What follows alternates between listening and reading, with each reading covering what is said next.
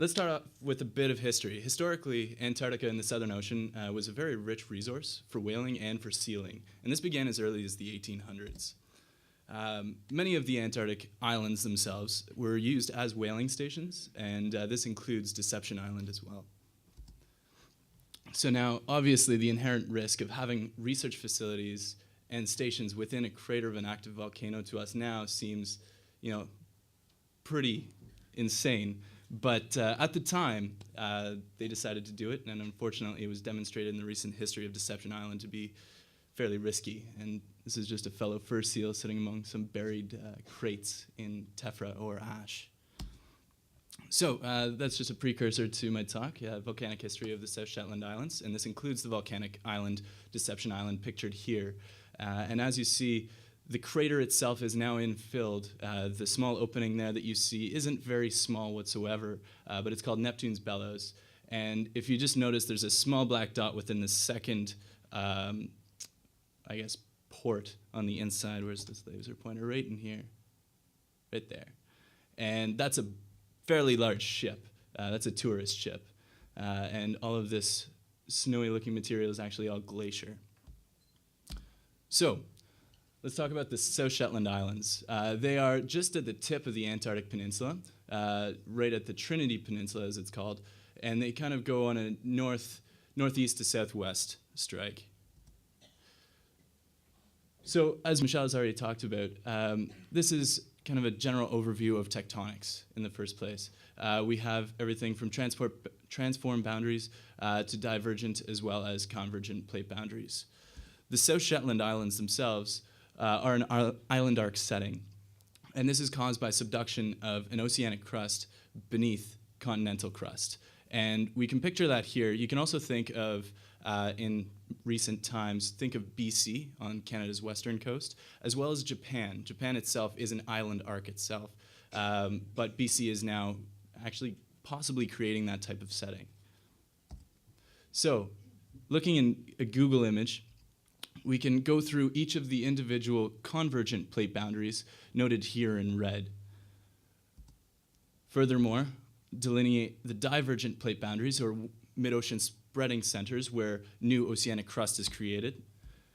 And finally, we can point out the transform boundaries, or where plates are actually sliding against one another. But for this talk, we are super excited about convergent plate boundaries, and one in particular is this convergent plate boundary right here, which is called the South Shetland Trench. So now I just want to talk a bit about subduction. This photo looks a little bit daunting and colorful, but what I want you guys to take out of this is on the left-hand side here in purple with the speckles, this is continental crust. The black line here denotes our basaltic or oceanic crust, and then this is what's beneath it, which is our mantle. So up in the top, we have a few terms that us as geologists tend to use, and I hope to define those for you a little bit further. So on the x-axis, you can see distance from trench, and this is the depth in kilometers. So this is actually getting further as you go inland. So here's our trench here, which we're going to define first. So first, we have this oceanic crust that's descending beneath continental crust. And this, right at the boundary here between continental crust and oceanic crust, forms our trench. Now, what powers this to actually descend? Well, it's powered by gravity. Most of the force required to actually make a slab descend is gravity. Once it's already collided, it's pulled down the rest of the way. There's a density difference between the two plates. Next, this subduction right here actually causes a tractional force, or a pulling force, on this continental fragment, and it pulls against the continent. And this pulls on something which we define as our forearc. Now, this pulling action actually opens up a small gap in the back, possibly. In the case of BC, we don't see that yet, but in the case of Japan, we do see that. We have the Japanese Sea opened up directly behind Japan. And that allows for the infiltration of magma to create new oceanic crust. And finally, as this oceanic crust is ascending into hot mantle, it's actually melting the upper crust, and that's allowing magma to come up and actually create what is called our magmatic arc. So now that we know these principles of volcanism, let's go back to the South Shetland Islands and kind of decipher that a little bit more. So first, we have this plate, which is called the Phoenix Plate. And we've already looked at this, which is the South Shetland Trench. And we have our subduction zone, which occurs right here. So we have this plate that's actually sliding in this direction. This adds extensional and pulling forces in the back part of the islands. We call this area in the rear the Bransfield Strait, which is a back arc basin. It's actually quite beautiful when we're cruising through. And finally, our magmatic intrusions here, which are the South Shetland Islands that Jeremy's already alluded to. We call that our volcanic island arc. And in particular, this small ringed island right here, that's Deception Island. And it's a very cool island.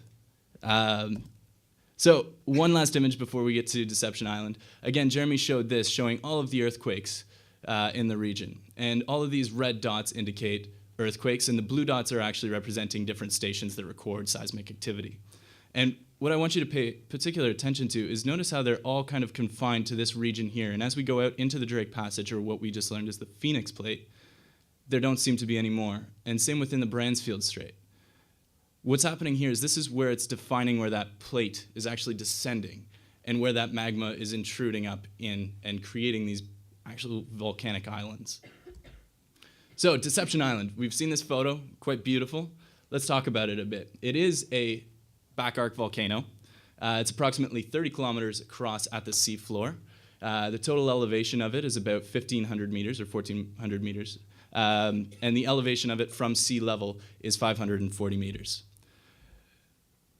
In this image here, what I've done is I've actually superimposed locations of volcanic vents. So there are 5 vents or areas where lava has actually erupted through within the one central crater, which I think is pretty cool. And then we have these 2 stars, which are fumaroles, which are where sulfuric gas and other gases actually push through. So in recent history, Deception Island has actually erupted quite a number of times. One in particular, in 1967, was a fairly large volcanic eruption, and it actually buried several research stations. And those barrels that you saw in the first photo with the fur seal were actually from a whaling station that was there, and it was uncovered up until this point. And in 1967, it was covered in tephra and ash and just tons of volcanic material. And as we can see here, these are all ancient photos that record the eruption, and nobody was injured, I don't believe, but the stations were fully buried. So let's relate that back to modern history. We remember just last year in April, right around this time actually, Iceland decided to, have a little bit of fun. And unfortunate for the tourists in Europe, they were stranded for a couple days. And this was because of all the ejected material, all the tephra, all the ash that was in the atmosphere, and it was carried for thousands of kilometers. And Deception Island and the South Shetland Island arcs are doing the exact same thing. They have done that in the past. And why is this? Well, the reason for all of this erupted material is because water percolates in, and it increases the volatile gas content of the magma itself. But why does that happen? Why, especially in Antarctica, would this happen? Well, this diagram is daunting, but I want to walk you guys through this, because what we have here is we have a glacier here, we have our actual rock face here, and we have some fractures, and then we have magma down here, these 2 black dots. And what's going on in this first image is we have the glacier being partially melted by fumaroles, or by gases that are seeping their way up through fractures and melting the actual glacier. And this causes, well, through this little diagram here, we see the percolation of fluids into the actual magma itself.